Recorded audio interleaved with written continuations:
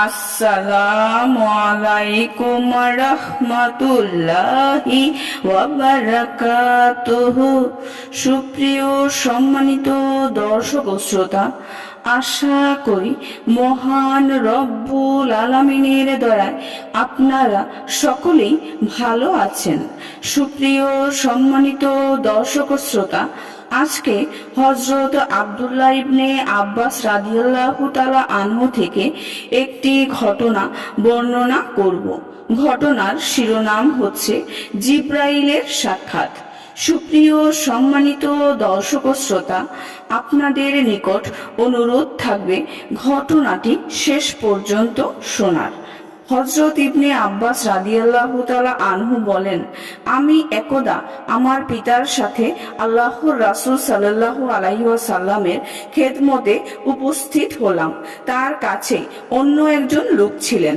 তিনি আল্লাহর রাসূলের সাথে চুপে চুপে কথা বলছিলেন বিধায় আল্লাহর রাসূল আমার বাবা থেকে কিছুটা অমনোযোগী ছিলেন। তখন আমি বাইরে এলাম। আব্বাজান আমাকে ডেকে বললেন, বৎস, তুমি কি দেখোনি যে তোমার চাচাতো ভাই আমার থেকে কিছুটা অমনোযোগী?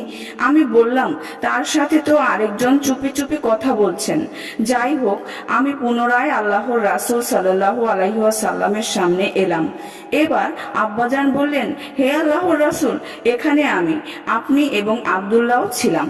আপনি আমাদের প্রতি কিছুটা অমনোযোগী ছিলেন, তাই আব্দুল্লাহ বাইরে গেল। আমি তাকে ডাকলাম এবং এই কথা বললাম যে আমাকে বলল, আপনার সাথে অন্য কেউ চুপি চুপি কথা বলছে। হে আল্লাহর রাসূল, আসলে কি কেউ আপনার সাথে কথা বলছে? আল্লাহর রাসূল সাল্লাল্লাহু আলাইহি ওয়াসাল্লাম বললেন, হ্যাঁ, জিব্রাইল আলাইহিস সালাম আমার সাথে কথা বলছেন, বিধায় আমি আপনাদের প্রতি মনোযোগ দিতে পারিনি। এই ঘটনাটি অন্য এক বর্ণনায় এভাবে এসেছে। হযরত আব্দুল্লাহ ইবনে আব্বাস রাদিয়াল্লাহু তাআলা আনহু বলেন, হযরত আব্বাস রাদিয়াল্লাহু তাআলা আনহু কোনো কাজে আমাকে আল্লাহর রাসূল সাল্লাল্লাহু আলাইহি ওয়াসাল্লামের খেদমতে প্রেরণ করলেন। আমি আল্লাহর রাসূল সাল্লাল্লাহু আলাইহি ওয়াসাল্লামের খেদমতে হাজির হয়ে দেখলাম কেউ একজন তার সাথে কথা বলছে। সুতরাং আমি তার সাথে কোনো কথা না বলে ফিরে এলাম। পরে আবার গেলাম। যাওয়ার পর আল্লাহর রাসূল সাল্লাল্লাহু আলাইহি ওয়াসাল্লাম প্রথমবার ফিরে যাওয়ার কারণ জিজ্ঞেস করলেন। আমি বললাম, আপনার সাথে কেউ কথা বলছিলেন, বিধায় ফিরে গেলাম। তিনি বললেন, তুমি কি সেই লোকটিকে দেখেছো? আমি বললাম, হ্যাঁ। আল্লাহর রাসূল সাল্লাল্লাহু আলাইহি ওয়াসাল্লাম বললেন, তিনি ছিলেন হযরত জিবরাইল আলাইহিস সালাম। তিনি কথা বলছিলেন বিধায় আমি তোমাদের প্রতি মনোযোগ দিতে পারিনি।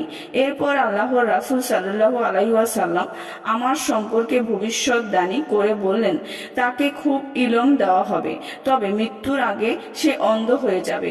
পরবর্তীকালে হুবহু তাই হয়েছিল। সুপ্রিয় সম্মানিত দর্শক ও শ্রোতা, আজকের ঘটনাটি এই পর্যন্তই। ঘটনাটি যদি ভালো লেগে থাকে অবশ্যই চ্যানেলটি সাবস্ক্রাইব করবেন, লাইক করবেন, কমেন্ট করবেন এবং বেশি বেশি শেয়ার করে দিবেন। সবাই ভালো থাকবেন। আল্লাহ হাফেজ।